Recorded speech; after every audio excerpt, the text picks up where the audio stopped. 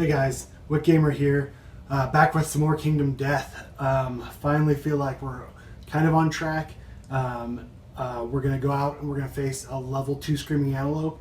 I considered a level 3 White Lion just to push myself a little bit. There's a couple of reasons that I want to do a level 2 Screaming Antelope, mainly because of Barber Surging. So if we have pottery, which we do as of last year or the year before, if we defeat a level 2 Screaming Antelope, and have pottery, we gain Barber Surgeon. And there's some cool stuff. I've actually never had Barber Surgeon before, so I'm excited to see like First Aid Kit, Brain Mint. I've heard of these things before, but I've never used them, so I'm not sure. But I'm excited to try them out. So let me introduce who I'm sending out, and then we'll get started on the hunt. All right, first off, we're going to be sending out 23. She's got that +4 strength, which is awesome. So hoping to build her up and make her a normal hunter for our not home settlement. We're sending her out with leather armor and the rawhide shield, kind of weighted axe, normal setup. Then we're sending out 14. He is the +1 luck character, but he's got that squeamish, binge-eating crap that I really need to get rid of. They also have the Twilight Sword, which I'm hoping to build up. So I'm sending them out with the King Spear and the Twilight Sword. So the plan here is to take a couple swings with the Twilight Sword, make a hit so we can gain that proficiency, and then finish up with the King Spear to do damage. We also have the Beacon Shield for some extra shielding, and Dradacanthus just in case. We're sending out 21 as well, and she is working. She's got that Timeless Eye actually with the perfect hit on a 9 and 10, which is great for the counterweighted axe, which we're sending her out with, and the Scrap Dagger to complete that little red affinity to get that perfect hit. Do not draw a hit location monster, suffers 1 wound action that is super helpful. Also, Cat Eye Circlet just in case. And lastly, we're sending out 17. I had thought about doing the Clawhead Arrow. I still haven't decided if I'm swapping it out yet, but for now, and if I do swap out that Clawhead Arrow, I'll get rid of that monster grease. But for now, I'm sending her out with the Catgut Bow and that Steel Sword. I think that's a good combination as well.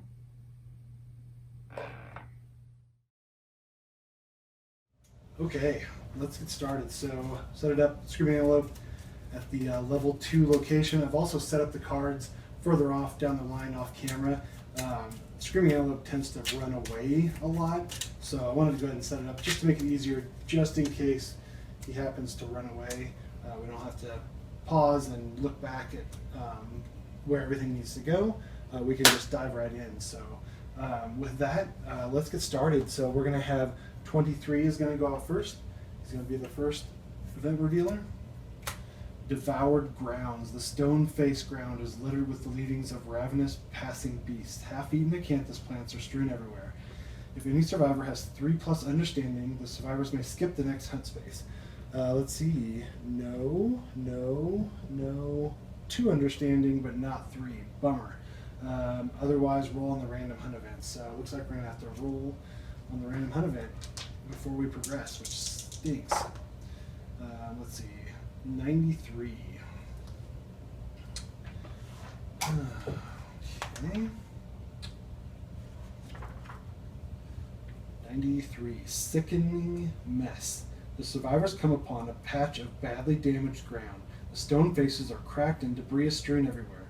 Piles of toxic-smelling dung and half-digested viscera litter the area. The survivors approach, but survivors with squeamish disorder refuse to go any closer. Okay, I'm pretty sure that, 14 is squeamish, so we're going to have to leave 14 behind. Insane survivors consume what they find and make themselves sick. Bummer. So let's see, 23 is insane, so they're going to be sick. Gain -1 strength token. Okay, bummer. So 23 gets a -1 strength token. And then sane survivors stop to investigate the mess. Each gains +1 courage and rolls 1d10 and adds their understanding. So that's just 21. So they're going to gain +1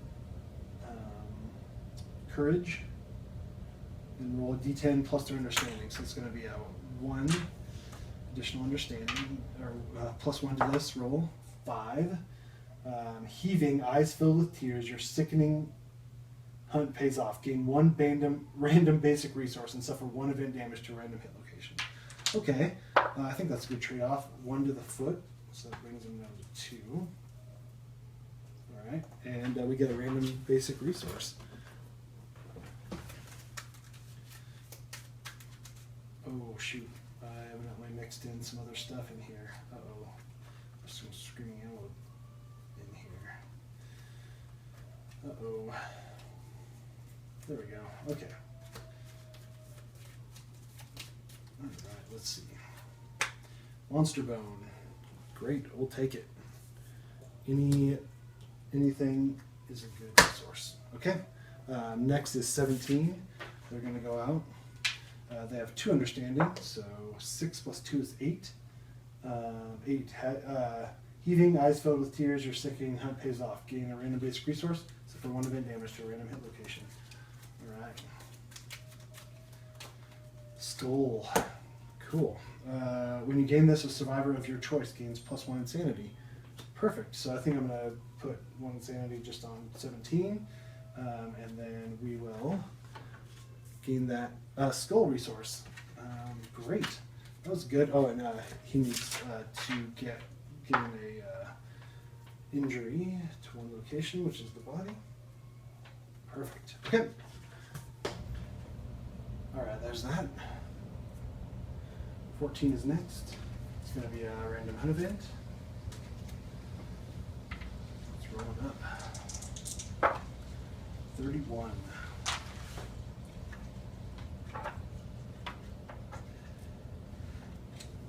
Strange path. The survivors stop at the head of a path.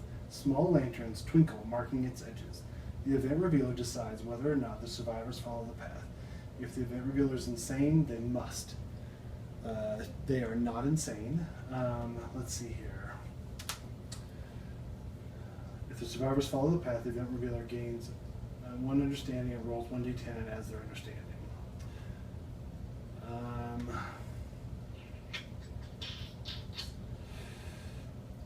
Yeah. I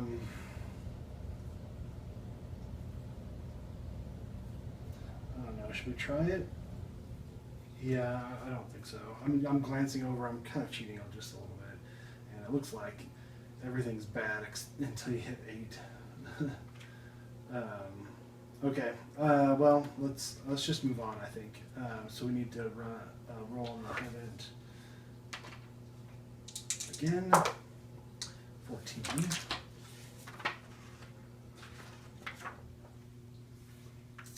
Chance encounter. The survivors encounter a bewitching barefoot waif with soot-covered feet. If you already rolled this event on this hunt, or if all survivors are insane, she turns her back and disappears into the darkness. Roll again on the hunt event table before moving on the hunt board.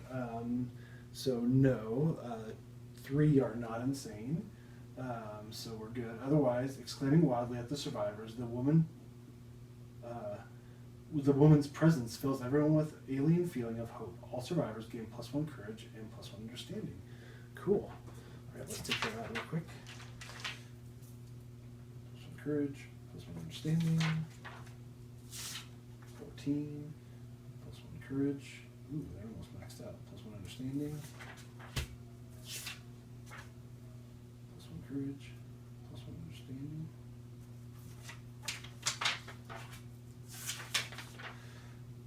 They're maxed out, and they're going to gain insight.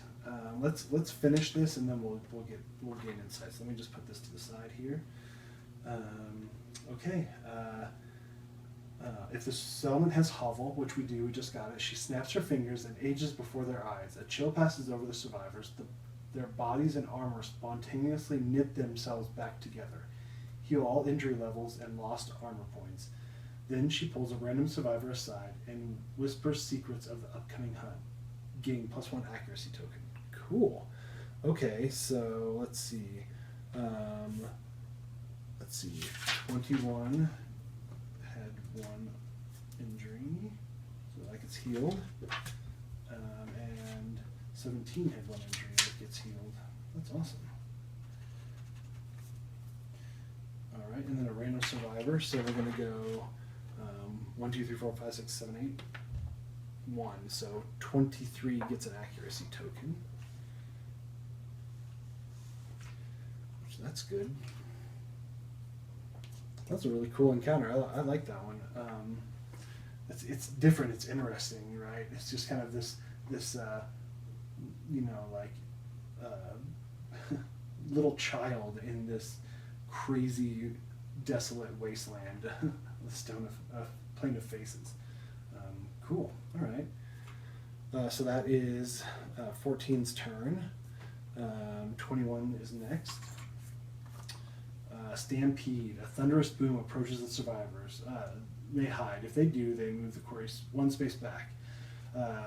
Otherwise, the survivors gain +1 courage, and the event reveal rolls 1d10. Oh, I forgot. Let's before we do that, let's do insight for 17.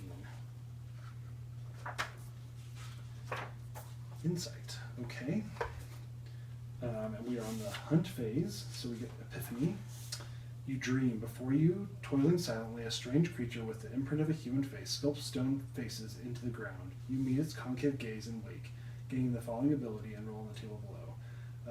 We gain Explore, so we can gain +2 on investigation rolls, and we're going to roll a d10. We'll just roll this one. 6. Gain +3 survival and +3 insanity. So we're at 4. We're already maxed out on survival, so that kind of stinks, but man, +1 permanent evasion would have been amazing. But okay, good enough. Okay, so now let's go back to Stampede. So everyone gains +1 courage. Okay, 23 gains of courage. Puts them at 2. 15 gains of courage, and they are going to trigger See the Truth, so we'll set that aside. 21 gains of courage, they're almost there. And then they gain that courage, which they are already maxed out. Okay. Alright, so let's See the Truth.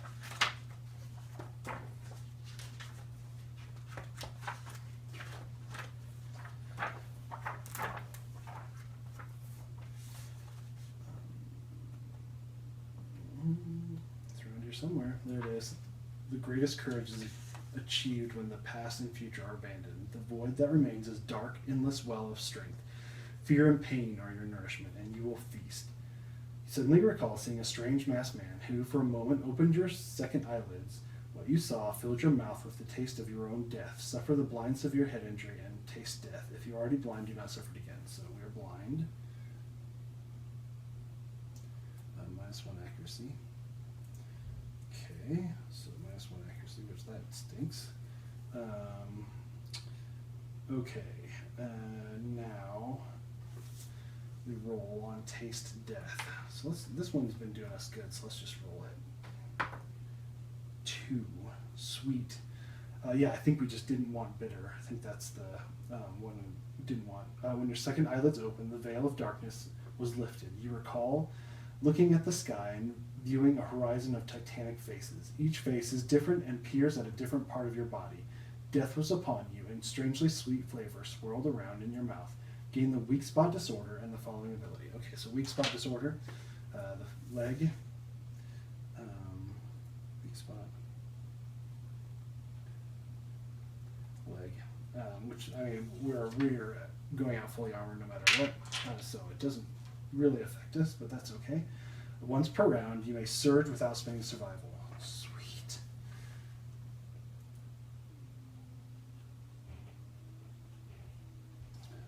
One per round.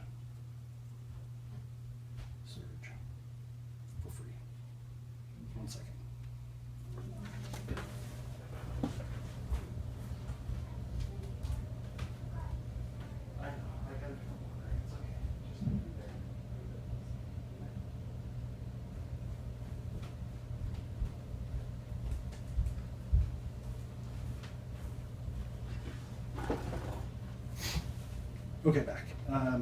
So I had gotten this once before, earlier in this campaign, I believe, and so it just says you may surge without spending survival.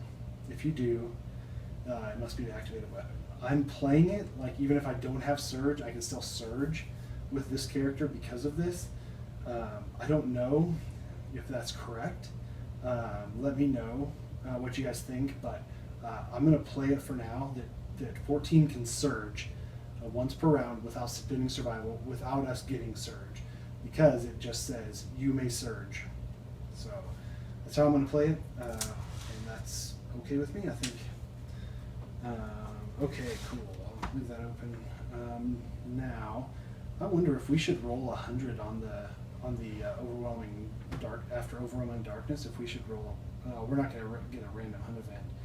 So if the Screaming Antelope moves back one, and we get this random hunt event, we might have Thundercaller and have us roll at 100. I think that we had to have a lot of courage, though. Oh, we do have a lot of courage. We've got quite a bit of understanding, so I think we'll be okay. So, yeah, that's the plan. If the Screaming Antelope moves back and we hit this random hunt event, we're going to roll a 100 for sure. So, remind me about that. Okay. So now we go here. Did I gain courage? Yeah, everybody else gained courage. Okay, now we roll on the table. 3. In the chaos, the survivors glimpse the monster that spooked the Screaming Antelope. All survivors suffer 2 brain event damage and wipe what they saw from memories. Bummer. Okay, well that wasn't great, but that's okay. All right, so 2 brain event damage. So 23 goes down to 3.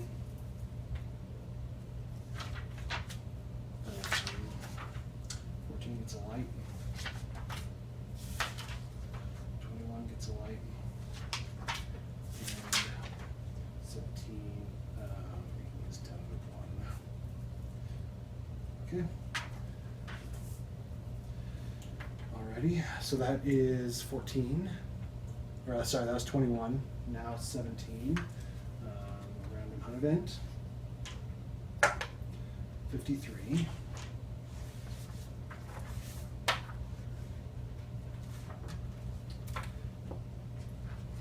Okay, 53. The Mask Salesman.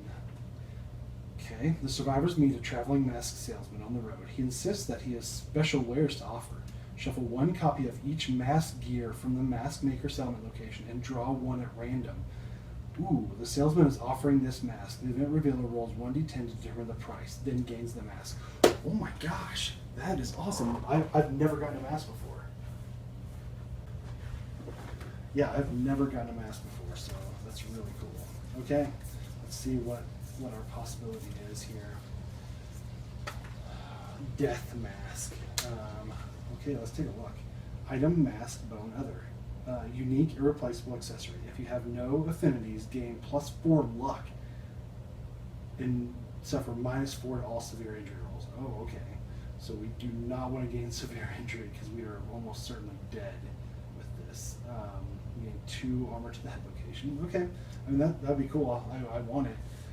So let's roll a d10. 1. Okay, the salesman silently points at you. You instinctively hand him and his asking price in exchange for the mask. Archive 1 gear of your choice from your gear grid and lose all survival. Oh, should we have event revealer? Okay, so 17 gains the mask, and we are going to get rid of. We're definitely going to get rid of the monster grease because that's a cheap thing to recover, and we gain the death mask.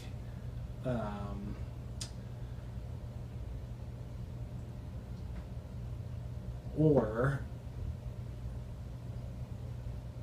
yeah, so we have affinities. My only question is, so I've got the rawhide headband, and now I have the death mask, which is 2 head items. I'm not sure what the ruling is on that. I think you can have both, but you only gain the benefits of 1. So I'm just going to leave the armor as is and just I'm gonna store the death mask in my pocket, so I'm not gonna use it. I think that's fair. And we'll get rid of the monster grease, so we lose 1 evasion from that. So cool. And then we lose all of our survival, which that is not good. So we lose 8 survival. Ugh. Okay. So that's that. But we now have the death mask. That's super cool. Okay. Back to 23. That's another random hunt event. 79. 79. Dying small prospector. If your settlement already has a portcullis key, the prospector is gone. Roll again on the hunt event table before moving on the hunt board. The survivor discovers. Oh, I've had the portcullis key before. The survivor discovers a body slumped against a large stone face. Moving closer, they find a small dying prospector riddled with arrows. As they approach, he growls a warning, threatening them with a huge stone shard. When he sees that they are not evil monsters, he calms down and gives them a key. With his dying breath, he says, "This is the key to the portcullis. Without it, you will never get through. Record the portcullis key in the settlement record sheet." Okay, sorry. Record the portcullis key in the settlement record sheet. If the settlement has graves, the event revealer builds a small monument of broken stone noses and gains +1 understanding. So we don't have graves, but we get the portcullis key, which is, oh my gosh, this hunt has been amazing. Like, we've gained the mask, we've gained a couple of resources. I mean, we were almost there, but we have how do you spell portcullis? Portcullis key. So I don't think 100 is the portcullis key. Is it? I'm tempted to look, but I'm not going to. I'm not going to spoil it. I've heard it's super rare to gain the portcullis key and go to the portcullis. I think it's like 99 or 100. I don't believe it's 100 because we got 100 before. We'll find out. Hopefully I'm really hoping the Screaming Antelope moves back now. Let's look at what do we have? So Thundercaller. So let's look at Thundercaller again. Let's see if it's back here.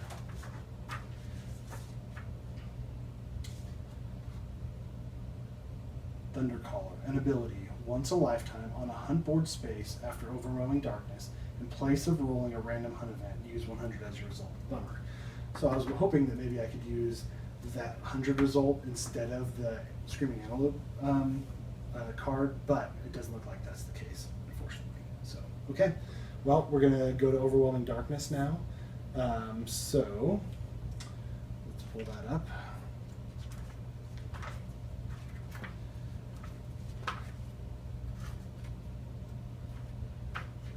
There it is. Okay, so...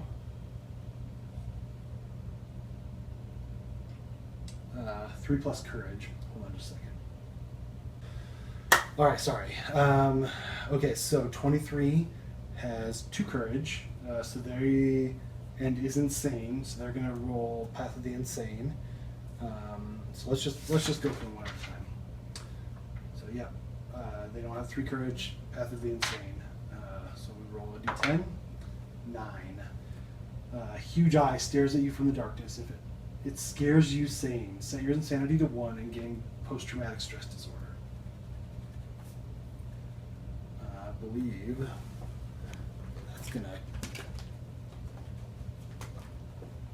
that's gonna kill one of our endeavors, which sucks. Last hunt was herring. All you can do is cower and relive your trauma. Only time can heal your wounds. Next settlement phase, do not contribute or participate in any endeavors. Skip the next hunt. I think I've forgotten this before, so I'm going to set it with the character about skipping the next hunt, and then I'll try to remember that we'll gain 4 endeavors instead of 5 if we all survive. So our insanity is now at 1, Bummer. Okay, 14 has a million courage, so they're going to do the Path of the Brave. 10, you emerge from the darkness with a new perspective. Gain the leader fighting art. Leader. I think it's encourage self and let me look at it real quick.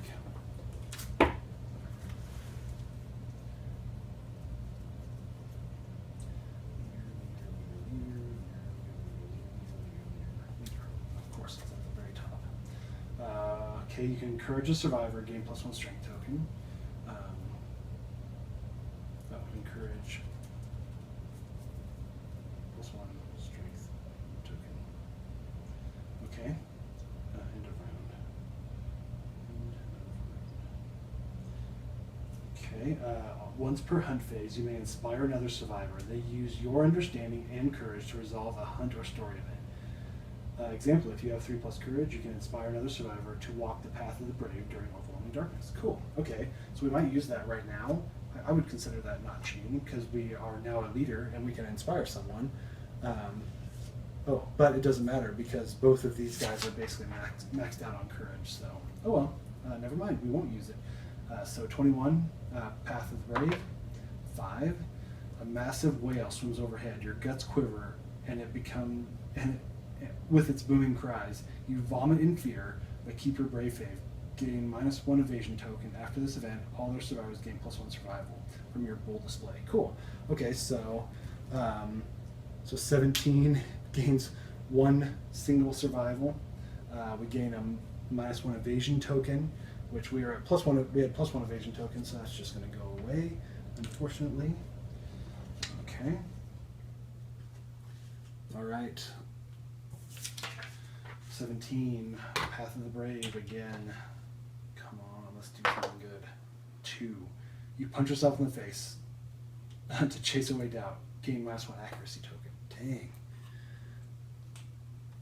That sucks. Okay, well, what are you going to do? Okay, well, that's Overwhelming Darkness is over.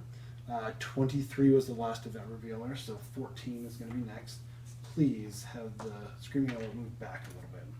Skittish, yes. Panicked by the oncoming survivors, the Screaming Antelope moves 1 space away from the survivors on the hunt board. Move back, roll on the random hunt event table. Okay, so we can roll on the random hunt event table. Instead, we are going to use Thundercaller to roll a 100. If this is the portcullis, I'm going to have a mild panic attack of amazingness because I heard this is ultra rare. I've gotten the portcullis key and I've made it to the portcullis before, but I haven't ever gotten both at the same time. So portcullis is 99. Dang. Oh, that stinks. Oh man. Okay, well that's okay. We're gonna see what 100 brings us. We've been here before. An enormous metallic sound rings out from a distance. All survivors are electrified with dread. They suffer 2 brain event damage. Ah, man. Okay. So 23 gets a light. 14 already has a light. 21 already has a light. And 17 goes to a light.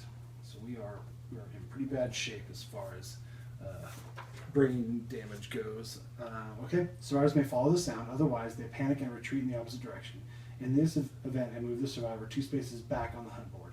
No, we're going for it. Each survivor gains +1 courage and gingerly approaches the sound's origin. As they travel, they pass the shattered corpses of strange beasts. Okay, so +1 courage. They are going to gain bold. 14 is maxed out. 21 will see the truth. And 17 is maxed out. So okay, we'll deal with those after this. Let's do this first. If any survivor has 3+ understanding, okay, 1 second, I'll be right back. I swear, we get disturbed every single time that this encounter comes up. I think last time I got disturbed like 4 times. Okay,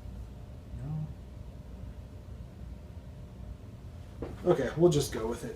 So this will be a female with the Thunder Maul. Cool. Sweet. That is awesome. Okay, well, and then finally, oh yeah, sorry. So 21 gets See the Truth. Goodness, there's a lot going on here. We'll get through this. Man, this has been a really, really, really good hunt event. I've never had one this good before. We've seen the truth on 2 characters. We've got the Death Mask. We got the Thunder Maul. Man, it's just been really good. So this will probably end horribly. Probably get 5 or 6. So here we go. Let's see. 5. Reroll was used. Damn it. Of course. When your second eyelids opened, everything looked the same. There was no wonder and no mystery. Death was simply everywhere. A bitter flavor filled your mouth as you accepted your harsh reality. Gained the Berserker fighting art. Berserker. I think it's Activation, Bash, Frenzy. And then Bitter Frenzy.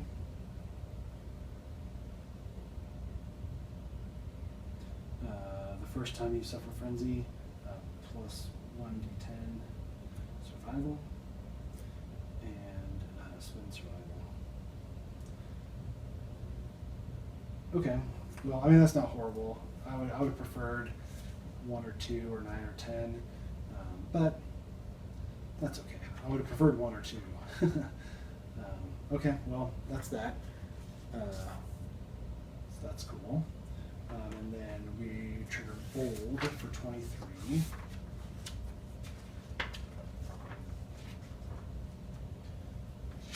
Okay, so this is the hunt phase, so we are prepared. Okay, and then we roll 1d10, 9, plus 1 permanent strength. Oh my gosh, we're at 5 strength. That is super cool. We're gonna wreck some shit. Okay, now, so are we done finally? I believe we are. So finally, 21 is going to be the next event revealer. Random hunt event. So this will probably be something horrible that will kill all of our characters. 13. 13. Lucky 13. I believe we've gotten 13 before, and I do not believe it was good. Overload. The event revealer falls to their knees, sobbing uncontrollably. They simply had too much. They lose 1d10 survival and gain 1 random disorder. Oh my gosh. 1d10 survival. 2. So they lose 2 survival. And a random disorder. This is where it goes bad, guys.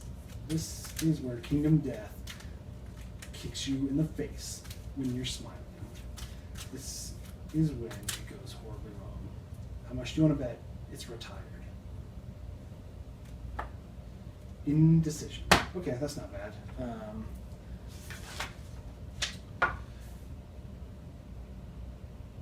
Decision. Let's see here. If you're the event revealer, disadvantage.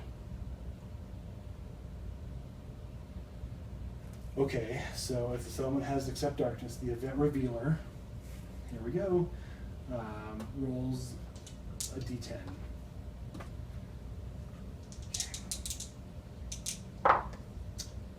A 1 or a 10? 1, because we're at disadvantage because of a decision. The depths of your misery are deeper than you could have ever imagined. Gain disorders until you have 3 of them. Lose all survival. Son of a bitch. That sucks.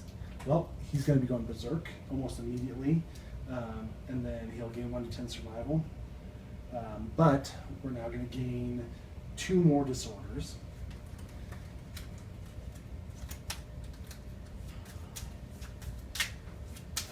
man, this is where it cripples 21. Timeless Eye, Berserk, we've got the Thunder Maul. This is when retirement comes up. How much do you want to bet?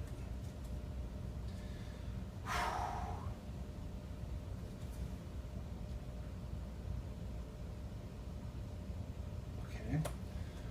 Corporal Alia. You have compulsive tics in the form of sporadic muttering, cursing, whimpering, and screaming. All your gear is noisy. You're always a threat unless you are knocked down, even if an effect says otherwise. Okay. Noisy. I'm just going to put noisy because I think that's good enough. Okay.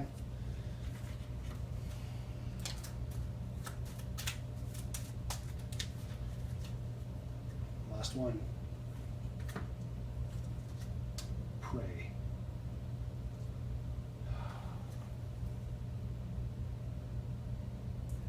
No survival unless insane. That's the one.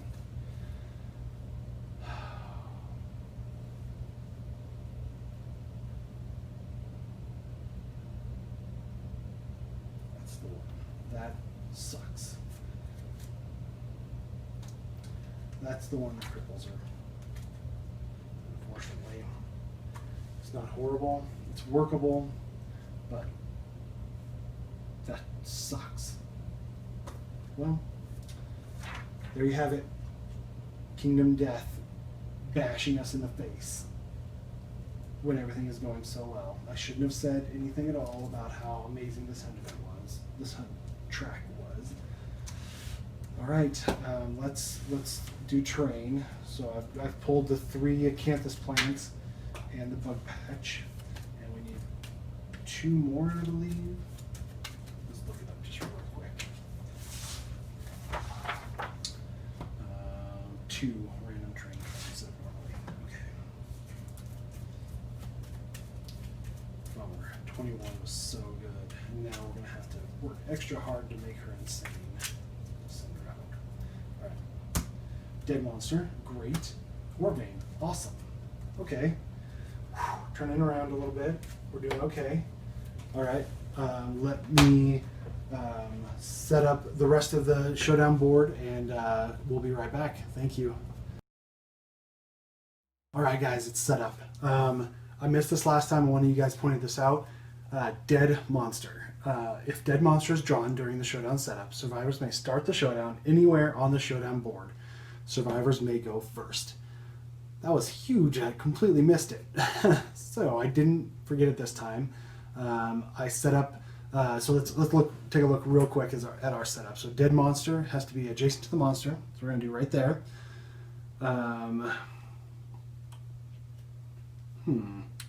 Yeah, actually, I think that's good. In fact, I might switch these guys around here. I might put one right there and one right here. Right there. Okay, sorry. Now I think that's better. Dead monster adjacent to the monster. Warvein 6 spaces away. 1, 2, 3, 4, 5. Oops, 6. So we'll go right there. 1, 2, 3, 4, 5, 6. Okay. Bug patch is in its normal spot. Acanthus plants are in their normal spot, at least 4 spaces away from the Screaming Antelope. So we get to go first. So let's. Forgot. We need to shuffle up our hit locations. Now, I wanted to talk a little bit about a level 3 Screaming Antelope. I was tempted to do it, but it's really like 4 more resources. And after I shuffle all these up, I'll show you. So movement is 8, toughness is 12, plus 2 speed, plus 2 damage, plus 1 evasion. But it's also this legendary horns. And if I remember right, legendary horns comes into, starts it in play, and you gain plus 4 toughness and another speed token or damage token. So we'd be plus 3 speed with 16 toughness.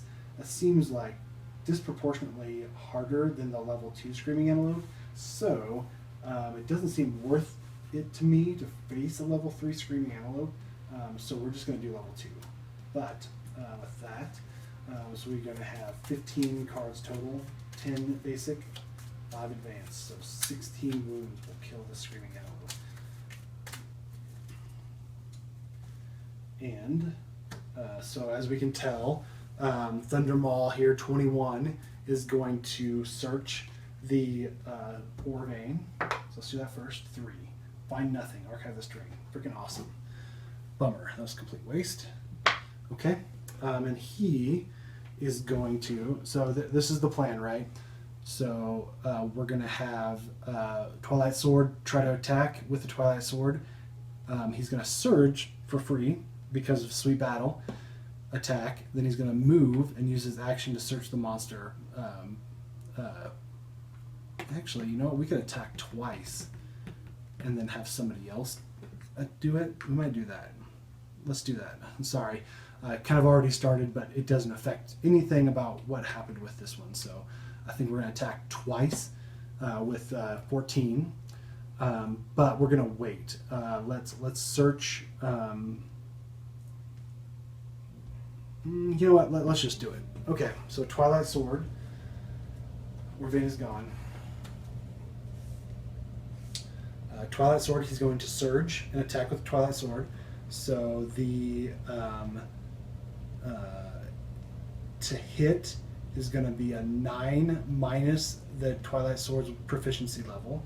So I have 0 proficiency level, so it's going to be a 9 plus to hit.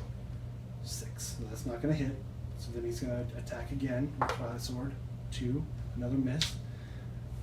Bummer. Okay, so now he's going to move right there. And then we're going to have 17 search the dead monster. So 17's right here. Dead monster. Here we go. The dead monster is drawn during the showdown setup. Oh yeah, blah blah blah. Scavenge. Roll a d10. 3. Find nothing. Archive the string. Gosh, dang it. We are rolling like absolute crap. Okay, so that is archived now. So now, do we want to move? So here's the plan.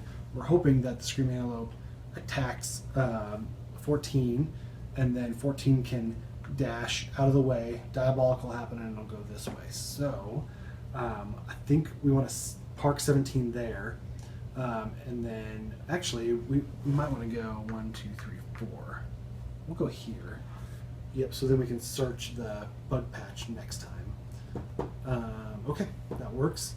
So that's 17's turn. That's Thunder Maul's turn. That's Twilight Sword's turn. Oh no, Thunder Maul hasn't gone yet. Sorry, I'm mixing all these guys up. 23 is gone. 23 is here. And now Thunder Maul is going to go, and they're going to search a fresh canvas. 3. Find nothing. Archive the string. Wow. Seems to be a theme of this showdown. Find nothing. Archive this terrain. Find nothing. Archive this terrain. Find nothing. Archive this terrain. Okay, so we're hoping the Screaming Antelope is going to go, is going to go, boop, and then, boom, run that way. So,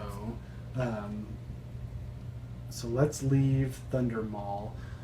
Let's see. It's not cumbersome, which that's good. Okay. Oh, and I'm sorry, I couldn't have moved. Hold on a second. Let's look up cumbersome, because I might not have been able to attack twice. I believe cumbersome uses your move action and your attack action, and if you can surge, that means you can't use cumbersome. Just thought of that. Sorry. Let me just look this up real quick. I don't want to cheat. Cumbersome. A gear special rule. Survivors must spend both movement and activation to activate cumbersome gear. Ignore this if the weapon is activated indirectly. Pounce, charge, etc. Ignore this if the weapon is activated indirectly. Oh, I might have to look into that. So we didn't pounce or charge. So I don't think we could have taken that second swing with the Twilight Sword. I think we got a 2 on there. So we would have missed even if we tried with the counterweighted axe. So unfortunately, Thundermaul. No, I'm sorry. Twilight Sword. We have way too many super cool weapons here. Twilight Sword, Thundermaul, Steel Sword, way too many cool weapons. So, anyways, Twilight Sword could not have activated twice, and we would have missed with the King Spear, not the counterweighted axe. I'll get there, guys. It's been a long day. So that's that. So now that changes things, because if it attacks Twilight Sword here, then it's going to come this way towards 23. So let's have Thundermaul go 1, 2. Actually, let's have Thundermaul. We want them to get out of that zone, so we're going to move them there. Okay. Hopefully, I'll attack Twilight Sword. Come this way. They'll be able to search. They'll be able to search. Attack. Attack. Baby. Okay. Cool. So that's the end of our round, which is unfortunate because we didn't get Jack, and we wasted an attack. But what are you gonna do? All right. Screaming Antelope's turn. Run down. Full move in the direction the monster is facing, and turn to face the closest survivor. Okay. 1, 2, 3, 4, 5, 6, 7. And then turn to face the closest survivor, which we can't really do, but that's 17. Knock down survivor in range. Closest survivor in range, 12. Holy moly. No target graze. Move twice and attack the target. If the target is knocked down, this attack gains +3 speed. Okay? So we're just going to move up here. Let's move right there. And then, so I'm going to move twice, but we don't have to. Closest survivor. Okay, so we're going to attack. We're not knocked down, so we just do speed 1, speed 2. It's not 2 plus, and this is 17. 3 plus, 4 plus. 4 plus because of our rawhide vest. 2 hits. Okay, for 1 damage, 2 damage each because that was 1 damage. Chest and leg. Okay.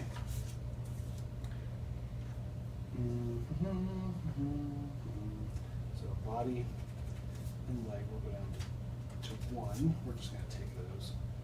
Save our 1 survival. Okay. Alright, so that's the end of that AI card. And then we are going to Diabolical. Well, before we Diabolical, and I believe, so one commenter said that there's no flow between an AI card and then the Diabolical card that triggers. But it says at the end of the monster's turn, and you can surge and dash between cards, I believe. So I think that it's okay that this happens. 1, 2, 3, 4, 5, 6, 7, 8. Ooh, bummer. So we're gonna have to have 17 dash. So let's see if she uses that last survival. 1, she does. Bummer. And she's gonna dash 1, 2, 3, 4 over here. Okay. And then Twilight Sword is gonna spend a survival. 7, they don't spend it. So let's see, 17 dashed and dashed. And they're gonna move back 1, 2, 3, 4, 5, 6, 7, 8. 1, 2, 3, 4, 5, 6, 7, 8. Perfect. So that's the speed, right? 8. Yep. So now it's gonna Diabolical. It's gonna park right there. Perfect for us to take a swing with that Twilight Sword using Cumbersome. Great. All right, that's the end of the Screaming Antelope's turn. It's our turn again. Twilight Sword, got it right this time. 14 is going to attack with the Twilight Sword. Oh, come on, 9 plus to hit. 1. Did you see that? It went 9, 1. Okay. I wonder if we can surge and dash, and that would, so if we dash, oh, we don't have any survival, so never mind.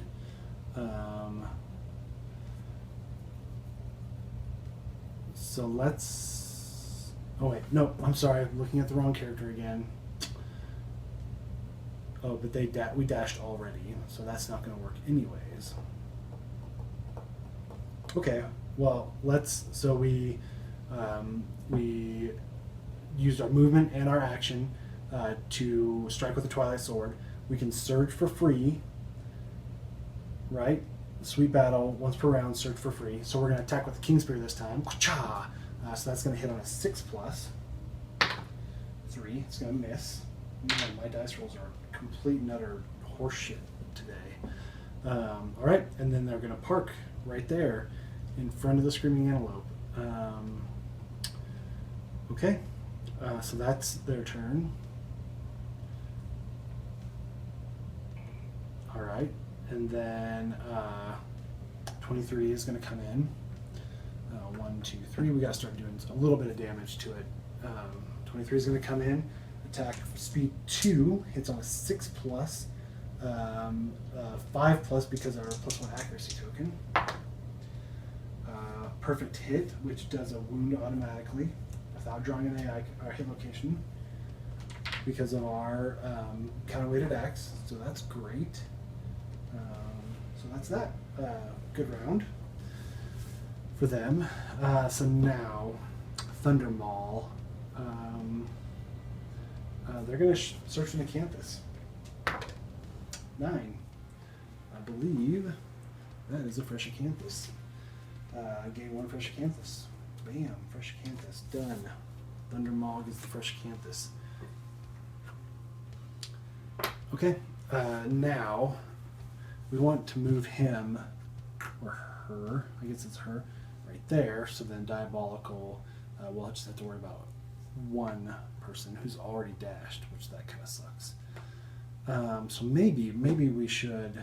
Thunder Maul has no survival, so they can't dash. Bummer. Okay. Yeah, so I think that's good. And then what we'll do is we'll have 17 search the bug spot, bug patch. 4 random vermin resource, archive the train. Okay, vermin resource. That's gone. Cyclops fly.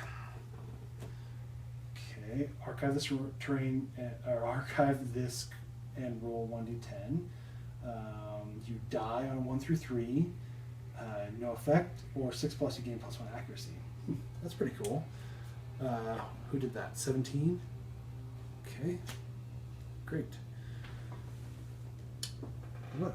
They're pretty perfect hit, +1 attack roll. Oh, cool. I need to remember that. On a perfect hit, not a perfect wound, a perfect hit, they gain +1 attack. Okay, cool. All right, and then so we are hoping that the Screaming Antelope will pick between the two of them and go that way. So 1, 2, 3, 4, 5, 6, 7, 8. 1, 2, 3, 4. 1, 2, 3, 4, 5, 6, 7. 1, 2, 3, 4, 5, 6, 7, 8. Okay, so now it gives us a chance, right? We can 50% chance it'll rush that way, and then we don't have to spend a survival, and 17 doesn't have to spend a survival because they're out. So that's good. We're kind of not being super amazing. Man, I wonder if they should go. If they should go for the Acanthus because they were right here. 1, 2, 3, 4, 5. Yeah, they'd have to do another whole round. Should we just have Twilight Sword take it? And they could dodge. What's trample? When you monster collides with a survivor, they suffer damage equal to the monster's level to random hit location. So 2 damage. Okay, so they would suffer 2 damage. So that was 1, 2, 3, 4. That's where the bug spot was. 1, 2, 3, 4, 5. Let's do that. We want to gather that Acanthus, and I don't want to lose the rounds, so I think we're okay with that. Okay, so that's their turn, I think, and then 23 they attacked, right? Yep, that is a perfect hit. Okay, I think that's it. So everything gets reset. I flip these over just to remind me that I don't have any survival. They don't have any survival anymore. Flip that over. Great. Perfect. Okay, Screaming Antelope's turn. Back kick. In blind spot in range. Nobody's in blind spot. Closest threat in range. Move and attack target. Turn monster so target is in blind spot. Ouch. Speed 2. It's on a 3+, 4+, 5+. Ooh, 2 hits for 4 damage. The leg and the arm. Okay.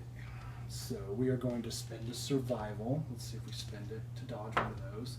We do spend it. So the leg and the arm. It's going to be 4 damage. Let's do the arm. So we'll take that arm. Ouch. That was a little painful. Okay, so now, unfortunately, we are going to Diabolical, and it's just going to run us over. So we'll move through the target. Okay. When the monster collides with the survivor, they suffer damage equal to the monster's level to a random hit location. And I believe when you suffer collision, you are knocked down. So they're going to be knocked down, and we're going to go right through here. And they suffer 2 damage to the chest.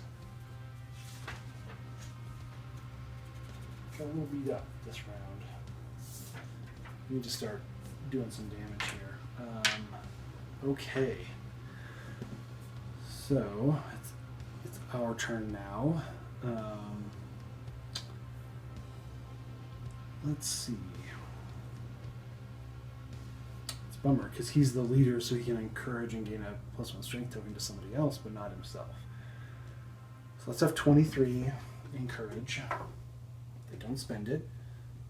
Encourage. Done. And then. Okay, so they're up. Now we're going to have 14 dash. They don't spend it. They're going to come up here. They're going to attack with that Twilight Sword. They're going to use their movement because they dash to get up, movement and action. And with that Twilight Sword, 9, 10. Yes! I'm going to go ahead and mark that down as a weapon proficiency.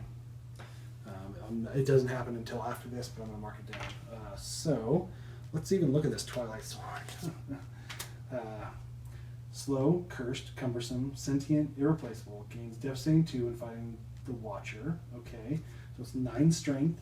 The toughness of a level 2 is 10, so anything but a 1. 2. Cutting it close, buddy. There you go. Twilight Sword. Wound. And let's see, is there... We don't have anything... Yeah, we don't have anything where on a perfect hit we do anything cool. That's it. So now we're going to have him surge for free without using a survival and attack with a King Spear. So speed 2, it's on a 6+. 1 hit. Turn the monster to face away from the attacker and full move forward in a straight line. Cancel all hits not at range. Okay. Alright. So it's on a 6+, 7+, because -1 accuracy, 6+ because we're in the blind spot. 4, so we're going to miss. Bummer. So now it's going to full move forward in a straight line. So it's going to slide. Let's slide it this way. So 1, 2, 3, 4, 5, 6, 7, 8. It's over there. Bummer. Okay. So that's 14's turn. We got that proficiency with the Twilight Sword, so we're not going to be using it anymore this battle. We're going to try to do straight damage with that King Spear All we have to do is one hit with that Twilight Sword, and then the more hits we get, the more accurate it becomes, and the better we get at it. So we'll use it more and more often once that accuracy gets higher. All right. So now 23. 1, 2, 3, 4, 5. We'd have to dash to get up there. Maybe we don't. Maybe we hang out. 1, 2, 3, 4, 5. We'll do that. 1, 2, 3, 4, 5. We'll go here and we'll search a fresh acanthus. 3. Find nothing. Archive the strain. Thunder Maul. Search that acanthus. 5. Gain +1 survival. Thunder Maul gets 1 singular survival, and they can't use it because they're insane. So great. Perfect. And then 17 is going to move up. Oh, this one goes away. And then 17 is going to search that fresh acanthus. 1. 1 damage. Thumber. So they go down to 2. Armor alarms. Okay. Fresh acanthus is gone. Right? Archive the string. Yep. Okay, so we were down to 1 fresh acanthus, which that's okay. We got 1 fresh acanthus from 6 looting, which is awesome. Okay, so 1, 2, 3, 4, 5, 6, 7, 8. So we can get there. Hopefully we can get here, and we'll have a diabolical that way. I think that's a good idea. So that's the end of our turn. So everything resets. That resets. That resets. That resets. Everyone has taken a round. They can't use survival right now because they are not insane. They can't use survival because they don't have any. Okay, great. Screaming Antelope's turn. Chow down. If there are no acanthus plants on the showdown board, discard Chow down and perform basic action. Full move the Screaming Antelope to the closest acanthus plant. All right. So 1, 2, 3, 4, 5, 6, 7.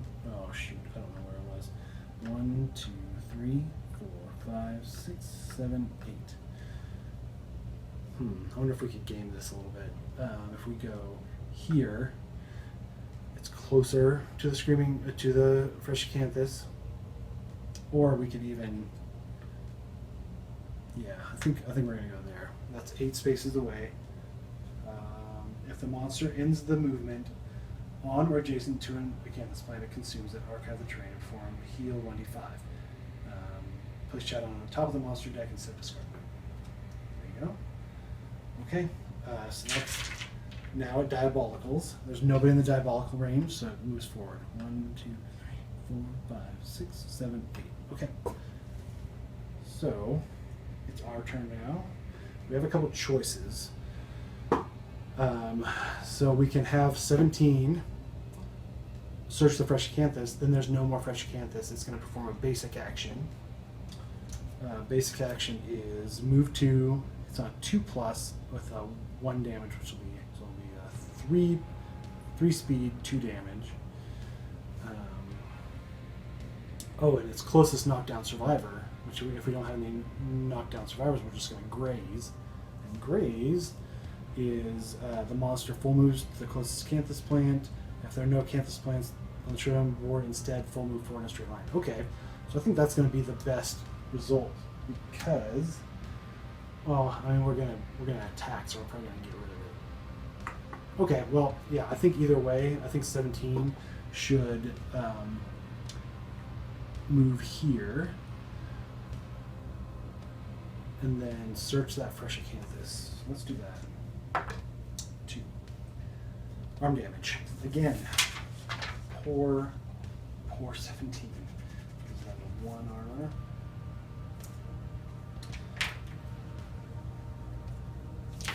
Okay. That's the last of that. Alright, so now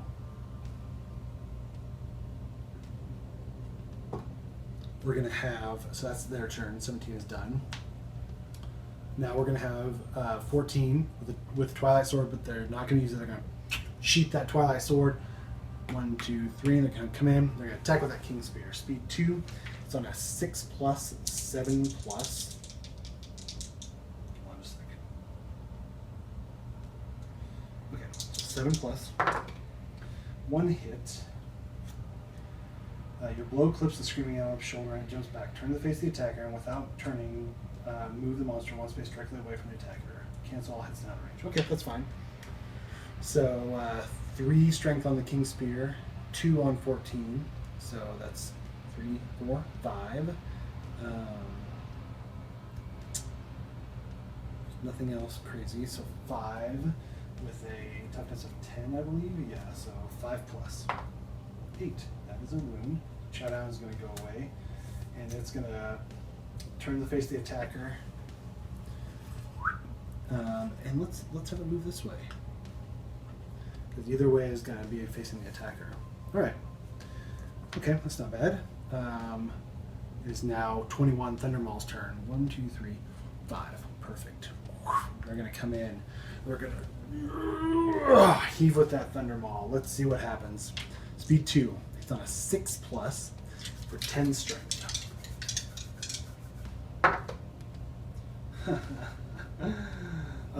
It's a little too much at this point, and it goes incredibly wide. Okay, bummer. Thundermaul's turn is done. And then finally 23. 1, 2, 3, 4, 5. We're not going to be able to get there. So what do we think is going to happen?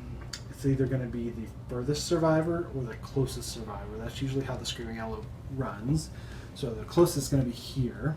So we can have it, we probably want it to move here so that it only has one person to diabolical. And then it'll probably move this way. We could do 1, 2, 3, 4, 5, 6, 7, 8. 1, 2, 3, 4, 5. No. Okay, well, let's do that. 1, 2, 3, 4, 5. Let's go here. We're staying out of the diabolical range, but it'll end up right next to us, hopefully. Oh no, it won't. We want it to go. We want to go here, because if it diabolicals moves there, then it's going to scream through that way. So, okay. All right. Perfect. I think that's good. Everything resets again. I'm going to put this down here to remind me that I can't use it. Okay. Screaming Antelope's turn. Stomp and Snort. Random survivor in range. Okay. So that's 1, 2, 3, 4, 5, 6, 7, 8. So he's not in range. 23 is not, so it's going to be 14, 21, and 17. So 1, 2, 3, 4, 5, 6, 7, 8, 9. 9. So it's going to be 17. Bummer. Poor 17. Suffered a lot of damage. Okay. Intimidate target. The Screaming Antelope begins to stomp and snort excitedly. A gurgling moan sounds from its undermaw. Turn to face the target and roll a d10. On the result of 4+, the target suffers 1 brain damage per monster that 1 is knocked down. Okay, low 9. Okay. So 2 brain damage. That's going to be a severe brain injury, and that's going to be knocked down. Then, so it turns and faces the attacker, and then, in addition, if the target is insane, they're not insane for sure, they suffer knockback 5. Okay, so that is the end. It's going to diabolical. There's nothing in the way, so it's going to go 1, 2, 3, 4, 5, 6, 7, 8. Okay, now let's do this brain injury here. Yuck. Canvas plane is gone.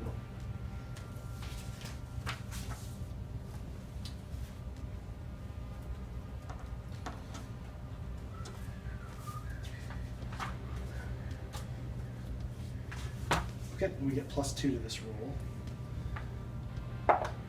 9, 10, 11. Maniacal Laughter. You are knocked down. Gain -1 speed token.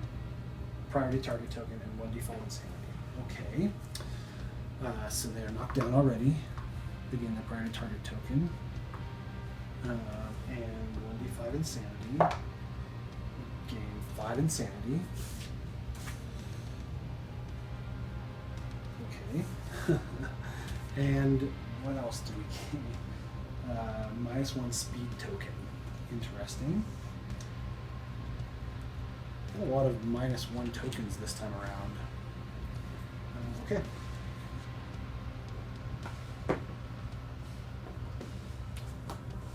That's that. Okay, that's the end of the Screaming Antelope's turn. So it's going to attack 17 no matter what. So we can game this. 1, 2, 3, 4, 5, 6, 7, 8. So if we get her up and move her right here, 1, 2, 3, 4, 5, 6. Okay, 1, 2, 3, 4, 5, 6. We can get her up. So let's do that. 23 is going to try to get her up. Uses a survival, but they encourage. So they're up. Okay. Now, 1, 2, 3, 4, 5, 6. We're within range of the catgut bow, so let's attack. That's cumbersome, so we're going to use our movement and our action to do it. So it's on a 7+. 2 misses, which that's unfortunate. Oh no! I forgot that 17 doesn't have any survival. Oh, dang it. So, what was that, a 2 and a 4? I don't know. I already rolled the die. I was thinking about taking it back and using those 2 rolls on the next attack roll for somebody, but we used it. We can't spend survival because we don't have any. I didn't even think about it. It's too late. We made a mistake. They're going to get attacked. So we can plan for that. 1, 2, 3, 4, 5. Thundermaw can get in there, but then he'll be way out of pocket because it'll come this way, and then it'll diabolical that way. So it'll be here. 1, 2, 3, 4, 5. 1, 2, 3, 4, 5. We're 2 turns away from it. So we're gonna lose a round no matter what. So we can either use it now or later. Let's get in there. Let's do it. 1, 2, 3, 4, 5. Or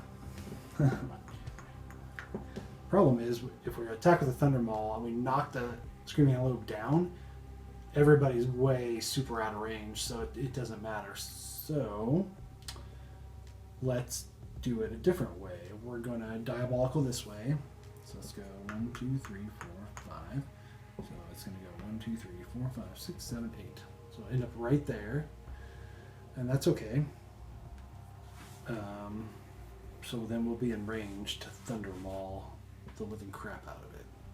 Okay. No cat eye circlets, so we can't do anything there. They're way out of range. They're just going to come back this way. 1, 2, 4, 5. I wonder if they should dash. Let's do it. Let's dash. 9, they don't spend it. Dash. And 1, 2, 3, 4, 5. So that'll get them in range. 1, 2, 3. Yep. 1, 2, 3, 4, 5. Okay. Yep.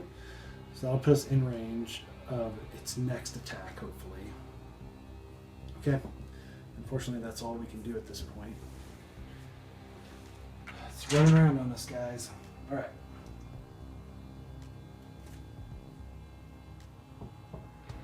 Bite. Closest survivor in field of view. Priority target. Move. So it's going to be speed 2. So let's go. Right up here. It's going to lose the priority target token because she's getting attacked. 2+, 3+, 4+. Alright. 4+. 2 hits. Bummer. So that's going to be 3 damage. At least in the chest. We can't dodge either one. Oh no. So the waist goes down to nothing. The body goes down to a heavy. Oof. That's rough. Okay, so I think that next round we're going to bash and frenzy. And then we're going to bitter frenzy, so we'll gain a d10, and then we can spend that survival to help us out. We should have done that a while ago, I think. But okay. Well, that's a bummer. Oof, and then double bad because it's now going to diabolical straight over him, her, 1, 2, 3, 4, 5, 6, 7, 8, right? 1, 2, 3, 4, 5, 6, 7, 8. Yep. So we end up right there. Except for 2 damage to the chest. Dang it. Oh, and we forgot this. We gained 1 bleed token. Okay, well, that's going to be a severe chest injury. Bummer. That losing all that survival really kind of screwed us over. Here we go. 2. Oh no. We've used our lifetime reroll. Instant death. The blow sends a bone fragment directly into your heart, killing you instantly.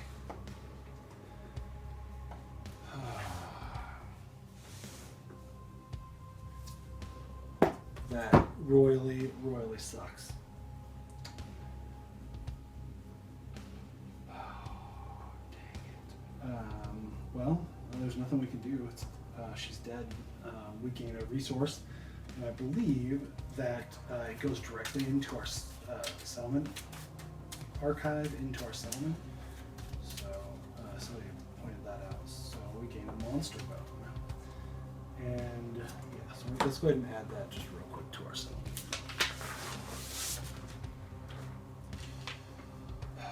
Monster bone. That sucks. 17 is now gone. Just like that, quick as lightning, just gone. All of a sudden, like, gone. Okay, well, hopefully 3 of them can finish this Screaming Antelope off. It now suddenly got a lot more serious. We were doing okay, trying to gather as much resources as we can. We gathered some, but not a lot. And now it's serious. Now we got to really do some damage and take this out, because we've only done 3 wounds at this point. Bummer.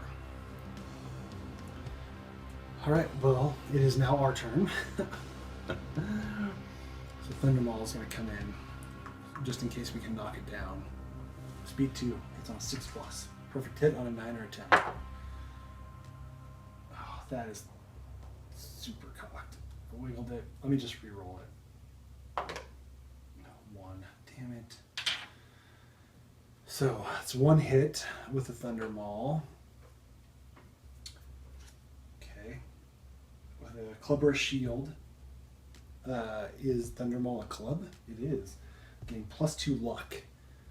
So, we are going to crit on an 8+. We didn't need it. So that's a wound, and we crit. Persistent injury, dazed. If the monster would draw an AI card, roll 1d10 on it. As a result of 8+, the Screaming Antelope confuses itself and instead makes a full move forward in a straight line.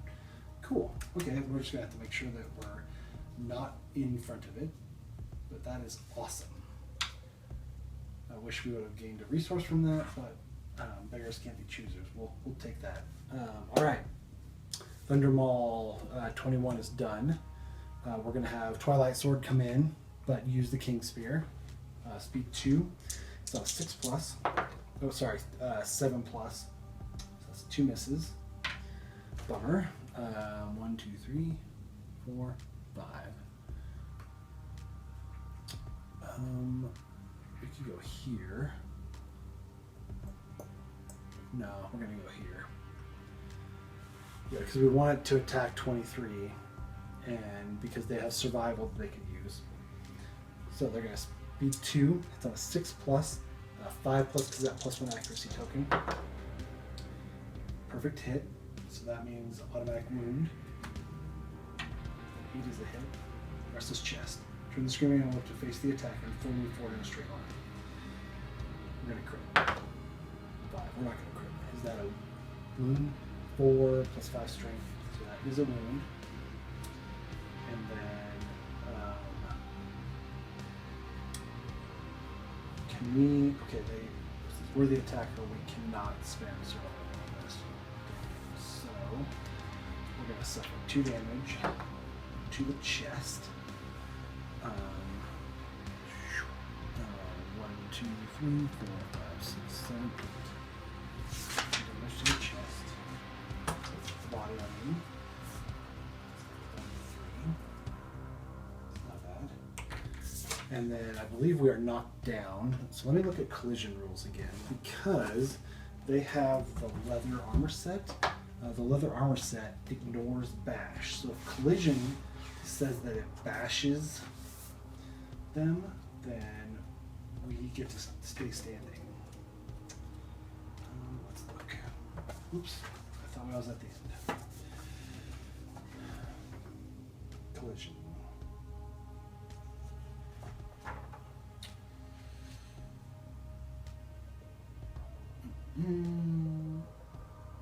When a survivor suffers collision, they are knocked down. Okay, so it's not like a bash, it's just straight collision. Okay, so they're knocked down. Bummer. Okay, that is all of our turns, which sucks. Now it's the Screaming Antelope's turn. We could encourage. So if we encourage, so 14, let's encourage with 14. They do not use it, so they stand up. And then 23 can now dash using a survival. They're going to use it. Oh, they don't have to dash, actually. Hold on. So we can just have the Screaming Antelope move back and attack 23. Yeah, let's do that. And we could go. No, we don't want to dash. We're gonna wait. Okay. All right. Screaming Antelope's turn. Light, closest survivor in field of view. It's gonna be roll 23. So we're gonna move here. Shoot. Speed 1, speed 2, and we are going to hit on a 2+, 3+, 4+, 5+. So 1 miss, 1 hit. So that's, they're going to gain a bleed token. We're just going to dodge it. We do not spend it, but we do dodge. All right, and that's it. They're going to diabolical now. So let's have 23 spend a survival to dash, and we're gonna go 1, 2, 3, 4, 5. Okay, it's gonna diabolical. Nothing's in the way, so it's forward. 4, 5, 6, 7, 8. All right, there you have it, folks. Screaming Antelope. Turn is over. So let's put the hurt on. Let's get up here with Thunder Maul. Thunder Maul is gonna swing with the Thunder Maul. It's on a 6+. Perfect hit. Okay. So the Screaming Antelope is knocked down. And then we suffer. Okay, on a perfect hit, the monster is knocked down, suffer a severe arm injury. All non-survivors suffer 1 brain damage. Oh no.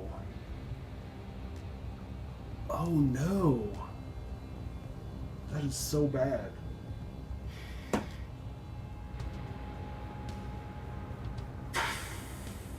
Bad, because we just suffered 2 severe brain injuries because of that.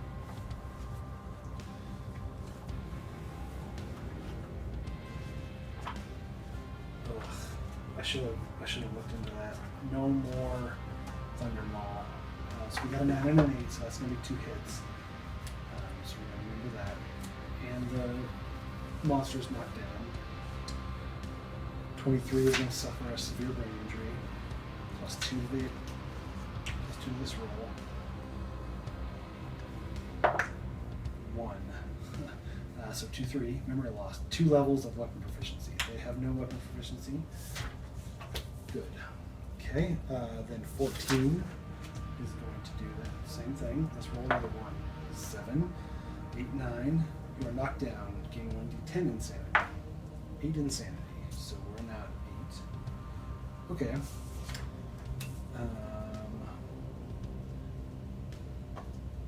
Okay, and they're knocked down.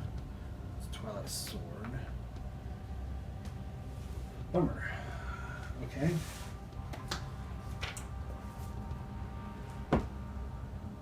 Okay, now Thundermaw hits twice.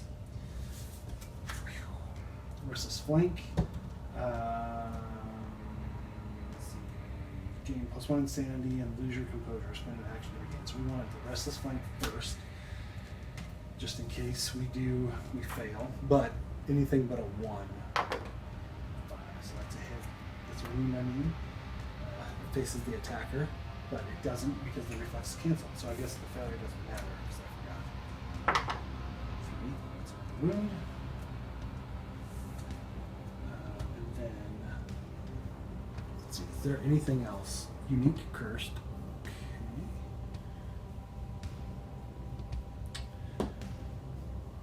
Bitter 10, bitter frenzy. Okay. Alright. Oh, that's it. Bummer. Okay. I was hoping for some cooler stuff to happen.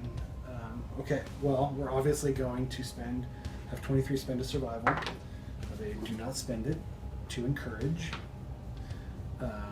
So now they're going to come in. 1, 2, 3, 4, 5. It was right there. So they're going to have to dash. They're just spending everything. They're going to spend it. They're going to get up here. And they're going to attack. Oh, no, wait, we don't have to dash because we can do it one away. So let me take that back. We're going to use the King Spear. 6+, 3+. 2 perfect hit. A perfect hit and a 9. We didn't even need to attack it. There's nothing that happens on either one of those. Okay. Super dense. King Spear is not crazy. So it's not frail. Alright, so 3, 4, 5. So 5 +1. Yes. So 7, that's 1.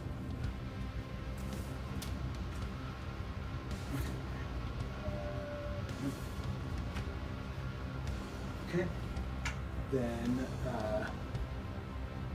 23 is going to move in and attack twice. Oh, we're actually going to have Twilight Sword surge and attack again. So let's move this back. So we can surge with Sweet Battle. Attack again with the King Spear. 2 hits. So 3+. Both the reflexes are canceled because it's knocked down. That's out of the box. 2. It was meant to be. 8. That's a wound. That goes there. 1, 2, 3, 4, 5.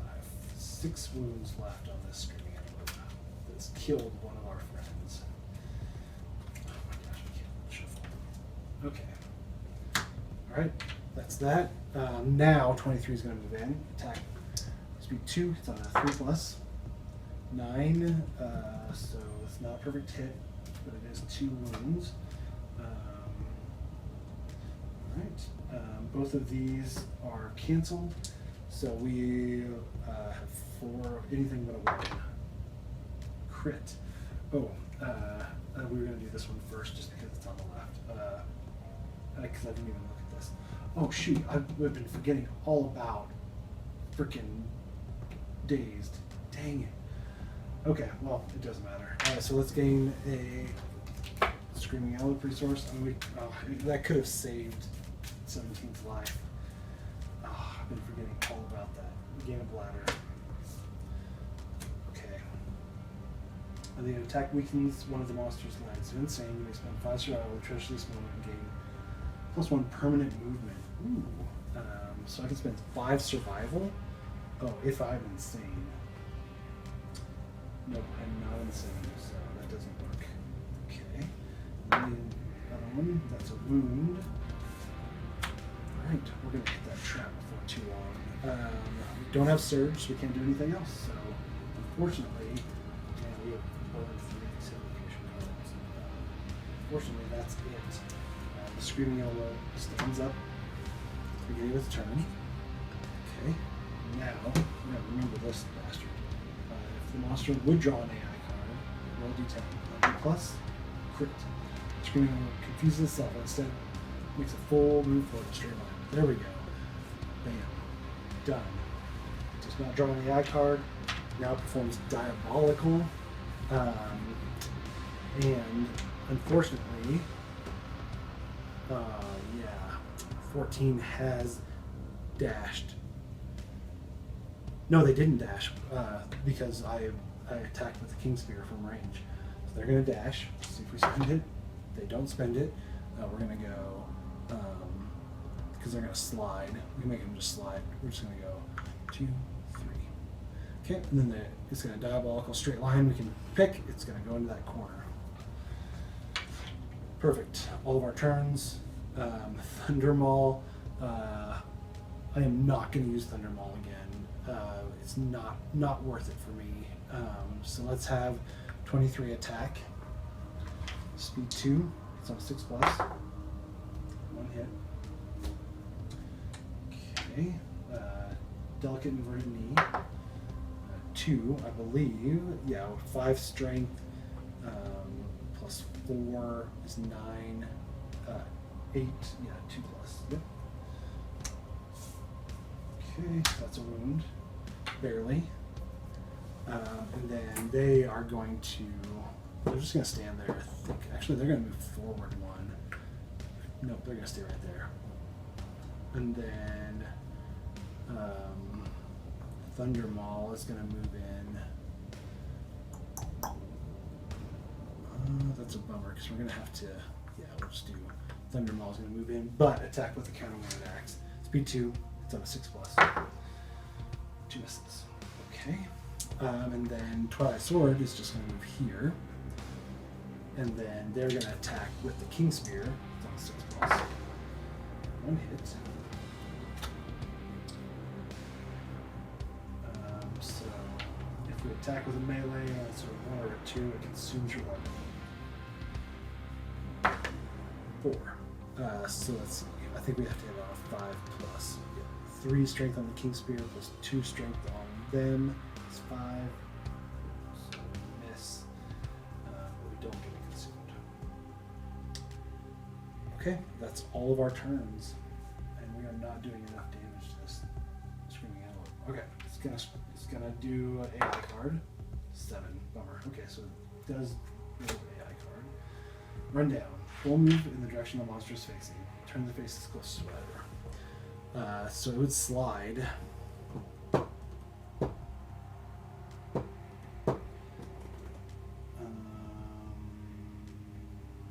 Okay, so we are going to have to have 14 dash. So we spend it. We do spend it. Alright, so they're going to go 1, 2.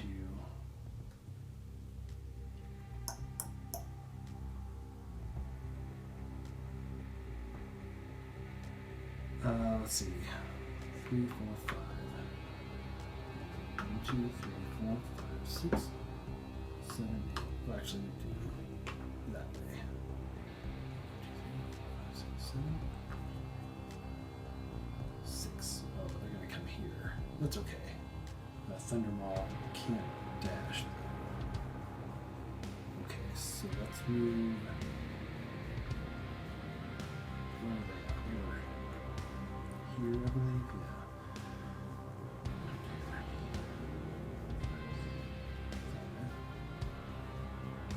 I'm trying to. This Diabolical is going to wreck us. Is the problem? Oh, I mean, I guess we can go 1, 2, 3. Just do here.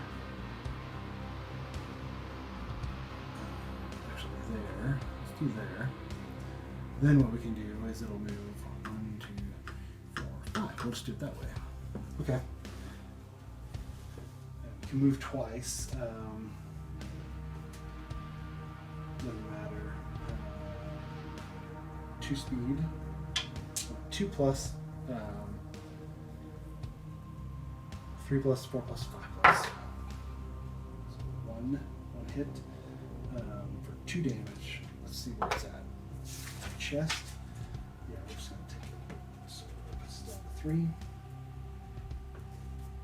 Oh no, wait. Oops, I did that wrong. That's not a 23. Sorry, it has been a very long day, guys. That is a Twilight Sword. So that's going to be 2 damage to the body. Let's go. We'll just take it. Okay.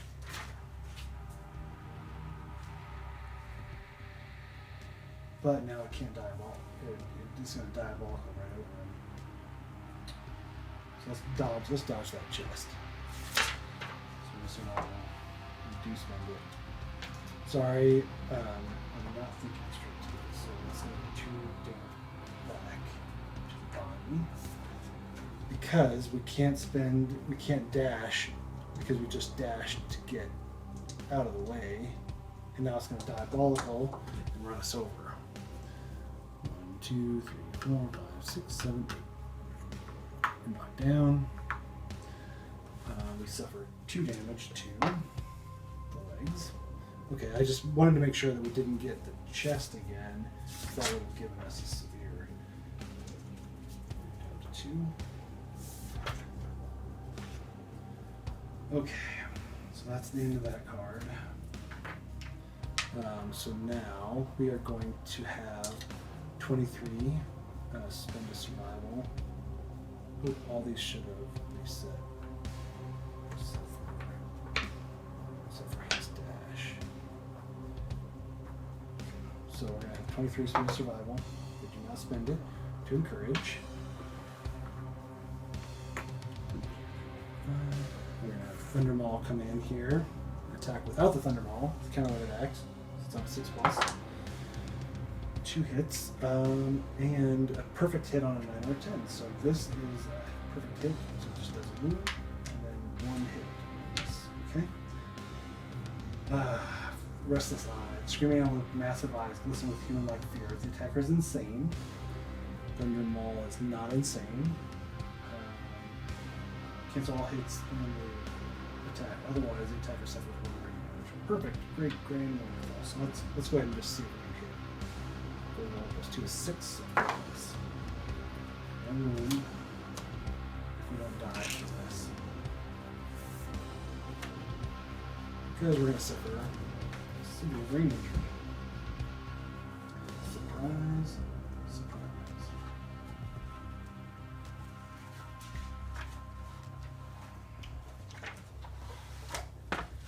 +2 to this roll. 2, 4. Flee. You're knocked down and suffer knockback equal to your movement towards the closest board edge. So this wouldn't happen, unfortunately. So you're knocked down and suffer knockback equal to your movement towards the closest board edge. Gain 1d5. So we're just going to go here. Knock down. Gain 1d5 insanity. So that's going to be 1, 2, 3, 4. Sorry. 1, 2, 3, 4, 5. So 3 insanity. Okay, well, that stinks. Because, yeah, they run away before they actually made the attack, because they suffered the brain damage first. Okay. 1, 2, 3, 4, 5. We can't quite get there, so I want to dash.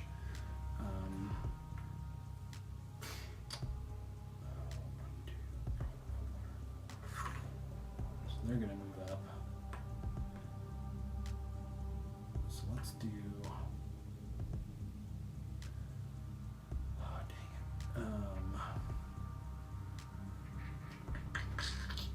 dang it. They were 5 away. That's 5 right there. Screw it. Let's just go. Okay. Alright. King Spear. 6+. 2 hits.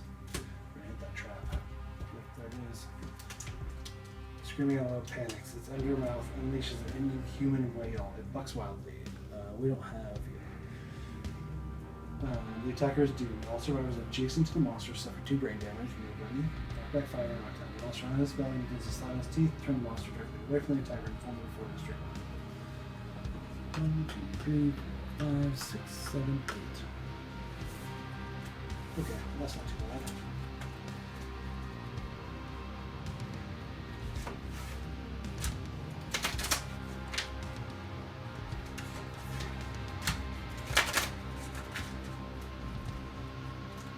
I gotta try to finish this up pretty quick because my wife's getting up soon. So let's try to get this done. 23 is going to encourage. Doesn't spend it. It's up. And then I think we're going to just let it 2, 3, 4, 5, 6, 7, 8. We're going to be out of range of everybody. So we're going to do it. We're just going to let it go. It's going to do an AI. So 1, so it does the AI. Bite, closest survivor in field of view. It doesn't care. So it's going to go 1, 2, 3, 4, 5, 6, 7, 8. I can't quite get there. It's now going to, it doesn't do anything. So now it diabolicals. So we are going to have Twilight Sword, spend a survival. They spend it to dash.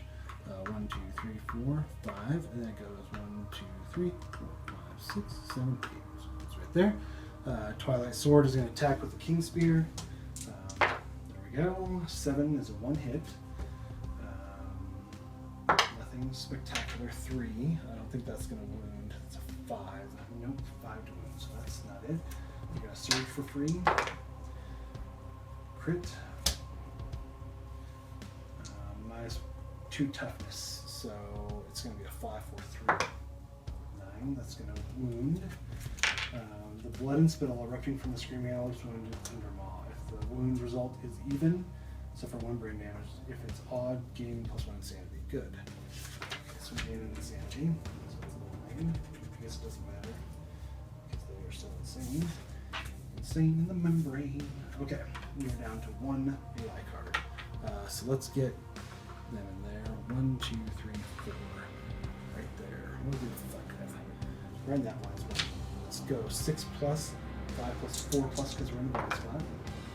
2 hits.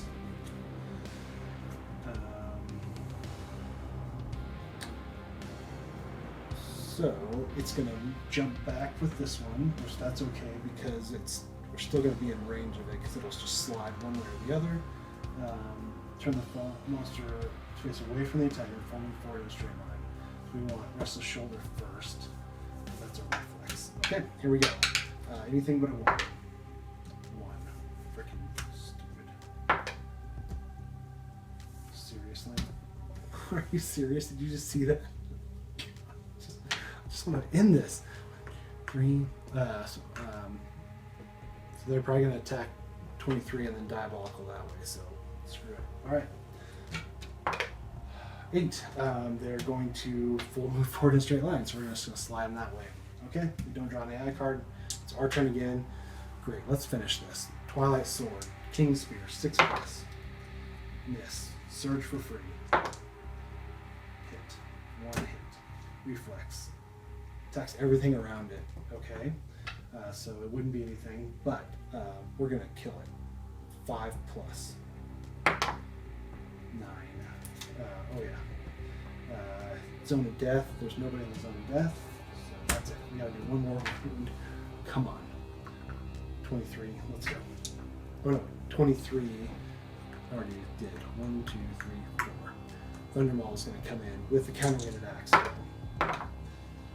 Miss. Restless Spear.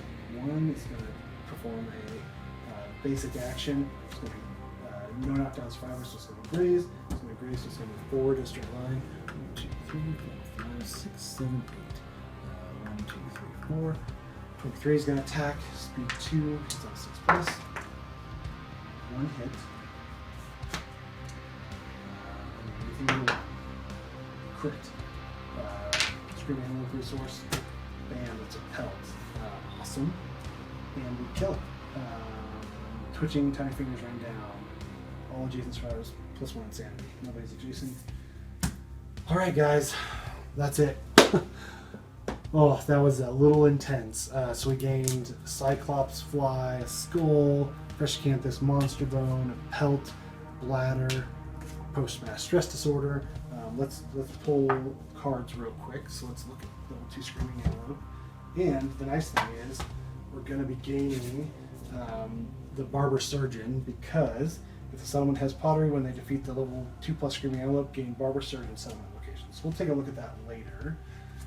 So now let's gain 7 Screaming Antelope resources, 1 Large Flat Tooth, 2 Spiralwort Horn, 3 Pelt, 4 Shank Bone, 5 Shank Bone, 6 Organ, 7 Large Flat Tooth. Okay, and then 6 Basic. Where'd my basic resources go? Alright. Okay, 1 Anything, 2 Monster Bone, 3 Hide, 4 Hide, Love Juice, 6 Broken Lanterns, 7. Oops, that was 7. So 1, 2, 3, 4, 5. Oh wait, did we? Look at that last one. It's Broken Lanterns 6. Okay, well there you have it. I'm going to do the settlement event next another day, but it'll just be a few seconds for you guys. So I'll be right back. All right, settlement phase. First off, let's age up everybody, or XP up everyone. 23 is going to gain 2 XP, and that's going to age her. So let's do that. This is the first age, so we rolled 2d10. 6, 7, 8. Gain 1 random fighting art. Great, of course.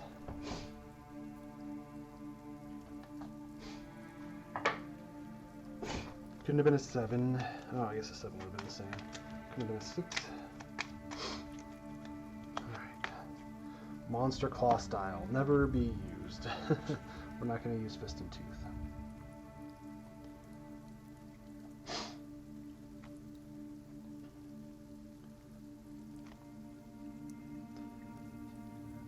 +1 accuracy. Yep.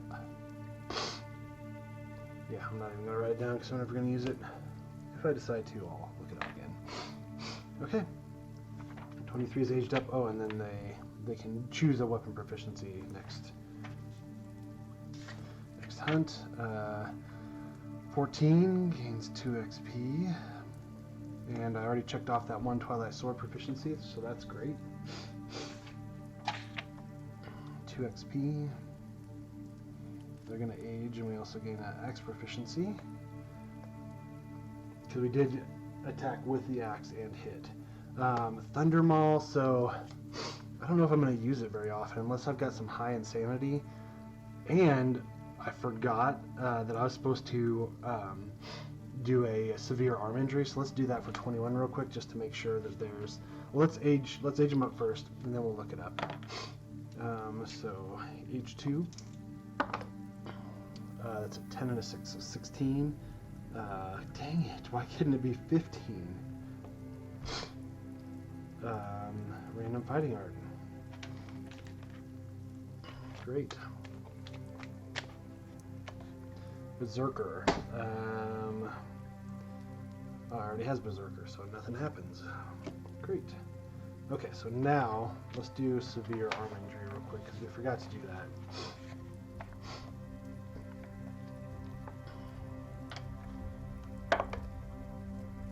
Cocked. 10. Okay. The blow sends you sprawling and you're knocked down. Okay, that's it. So I don't think that would have affected the battle too much. So I feel okay with just moving on. But 21 levels up, and then the last one is dead. 17. Unfortunately, 17 was also wearing this death mask. And let me just read real quick. Unique, irreplaceable accessory. Irreplaceable means that if you die, it's gone. So that death mask that I had was no use at all, and then I lost it. So the only mask I've ever had in Kingdom Death, I lose without ever having to ever getting the chance to try it out, which sucks. Really bad, but what are you gonna do? Okay, so that's that. So let's turn that to here. The Survivor's Return, okay. Gain endeavors. We're only going to gain 3 endeavors because 1 has PTSD, 23 had PTSD, the other one died, so that's 2 out of 5, so we only get 3. Cooking gives us 1, and then the 2 returning survivors. We update the timeline, so we're now in Lantern Year 15. There's no special events, thank goodness. And then next year we'll be fighting the Butcher, a level 2 Butcher, which that's a little terrifying for me. But okay, so let's do this. Okay. Settlement event 4. 1, 2, 3. This is 4. Please be something easy. Elder Council. Oh, cool. The elders of the settlement gathered to reminisce over the hard-won scars. Count the total number of hunt XP among all survivors. Add the bonuses and consult the table. Okay. We don't have saga, scarification, or records. So let's get all of our returning survivors here and our living survivors that are at the settlement. Okay.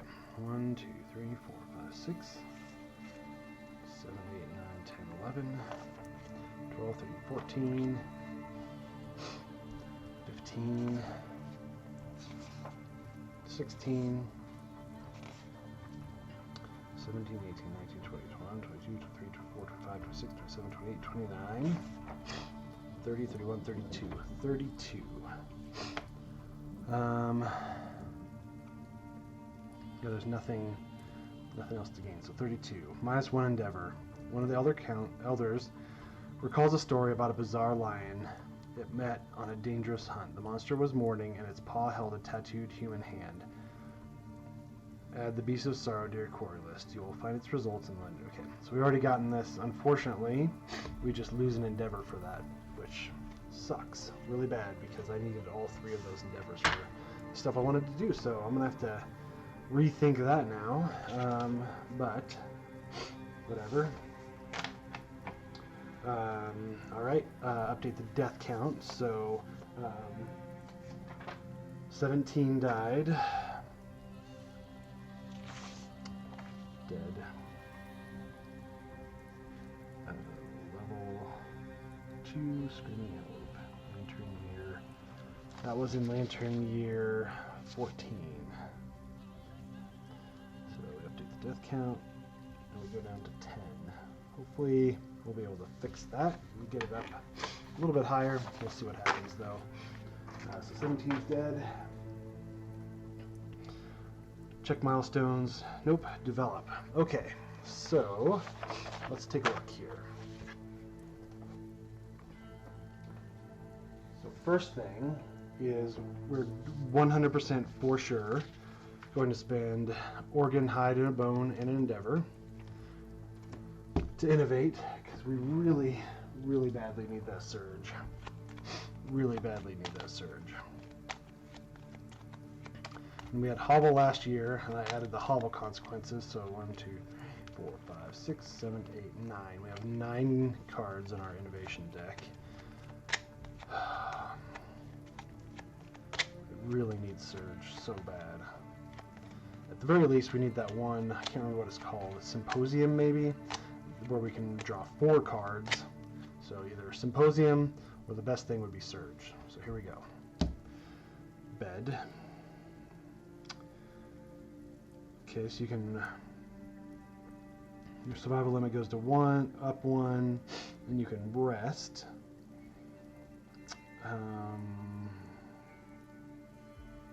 But we can get rid of a broken arm, a broken hip, a ruptured muscle.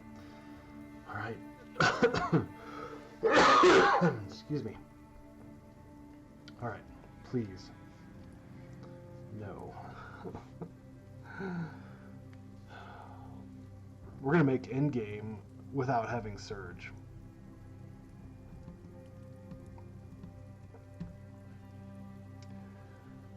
So this one, we're going to gain the experience of 1 dead survivor. Let's do bed because we get 1 more survival limit, I guess. Frick, man, this sucks. And can we do this? Once per settlement phase. We can't do this multiple times. So I was almost positive, but I just wanted to double check. So our survival limit goes to 9. We now have bed. Whoopity frickin' do.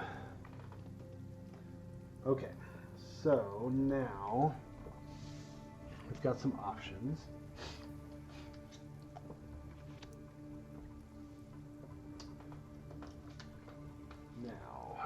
here's our thought. I'm have to lose one of these endeavors. So my choices were scrap smelting. So we with our returning resources, we've got a broken lantern, so that gives us 3 scrap. And I was hoping that we'd be able to do scrap smelting and gain 1 iron, so then we could build something. And I was hoping to build with the blacksmith 1, 2, 3, 4, 5, 6, 7 bone plus 1 iron is the lantern helm. So we only have one piece of lantern gear, and I want to start building that up. So I wanted that iron so I could build the lantern helm and give us 1 more piece of that. But I also wanted to use pottery, where I could spend 1 organ resource and gain 1 love juice basic resource. That'll give us 2 intimacies. Then I don't have to roll for augury, which I think that's a fairly good sacrifice to make, right? Rather than just roll and hope we get intimacy, spend 1 organ resource and 1 endeavor, which we would have done for augury anyways, and guarantee intimacy. So now, which one? Scrap smelting or intimacy? Let's do intimacy with this love juice first, and then we'll decide from there what we want to do. So let me pick some people. Let's see here. So that one's a baby maker. This one's a baby maker. This one's a baby maker. So all of our baby makers right now are males. And let's see. So this one hasn't used their reroll, so let's use them. 27. And then how about our females? Plus 5 strength. I really like her. Twilight Sword definitely out. Thunder Maul. I want to keep them. 3 for sure is no. So it's 26 and 28. They have plus 3 strength. And they've got 1 hunt XP. So let's do 28. All right. Find intimacy.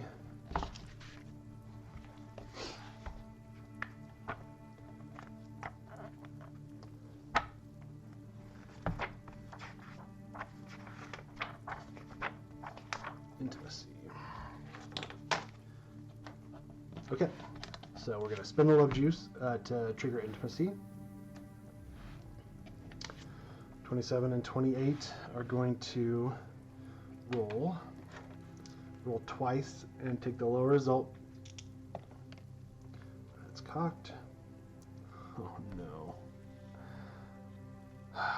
So both of them would die. So let's have 27 use their left-hand reroll. Let's reroll this one. 10. Oh my gosh. Okay. So 9 is triggered. The settlement celebrates a twice fortunate event, a pair of healthy newborn survivors. Plus 2 to your population. Wow, I've been rolling really luckily on this table. Well, I guess I had to reroll once, but and let's do 2 more females. So plus 2 strength, plus 1 evasion. Sweet.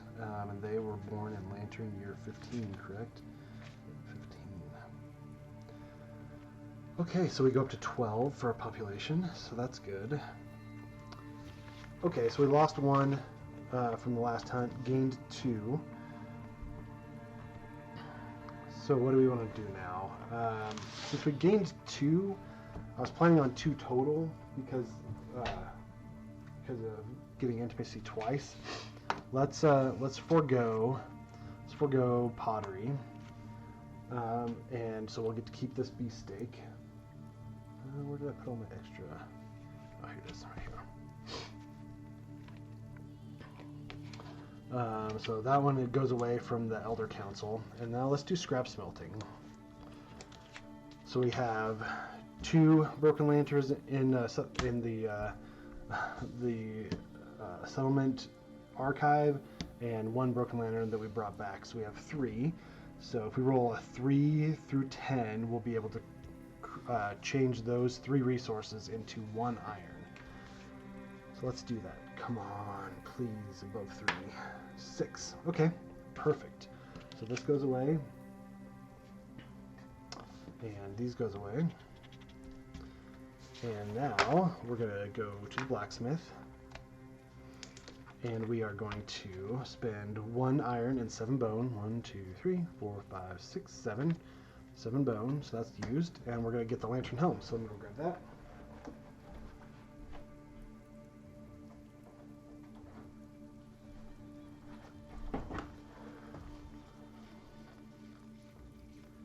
Lantern helm.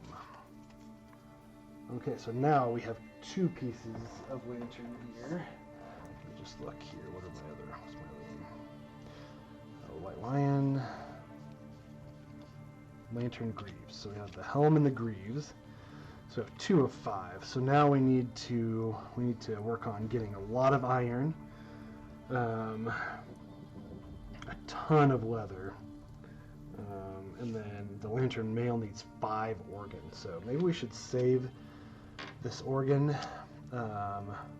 This could be an organ, and then 1, 2, 3 hide. Okay, I think we're going to put all these in this settlement archives, the storage.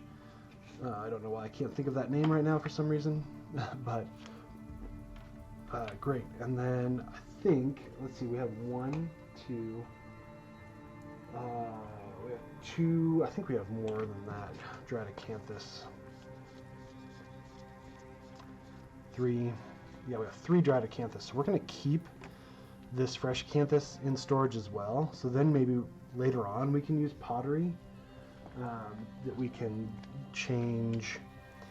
Spend 1 herb resource and gain 1 hide basic resource. So that we might be able to change that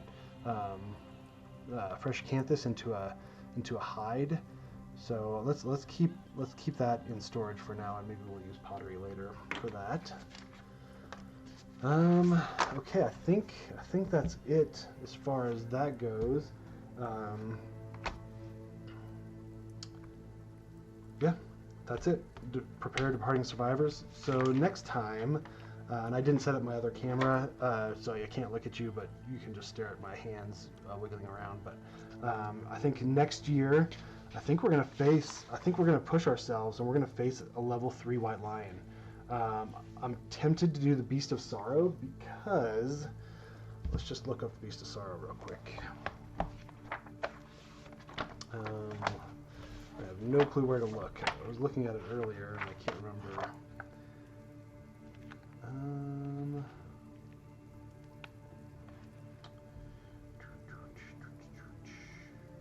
Game variants, I think it's under that 226 maybe. There's no page counts on here. That's great. There we go. Or not.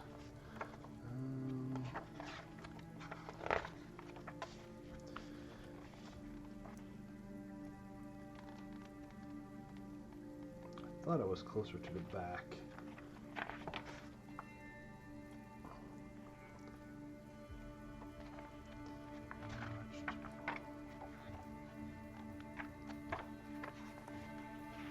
It's under L. For legendary monsters. Legendary lungs. There we go, legendary monsters. So, the Beast of Sorrow. So it's 10 and 15. Let's look at the stats for the white lion. Okay. So yeah, it's our 10 and 5 is 15. So it's basically a level 4 white lion is what it's saying. So it's got 1 extra, it's got a legendary card. So its toughness is +3. And then it has, oh sorry. So this might be easier. I mean, this looks like a level 2.5 rather than a level 4.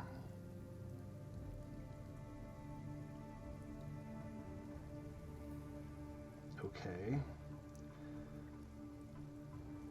But victory, we get the level 3 White Lion victory and +1 iron.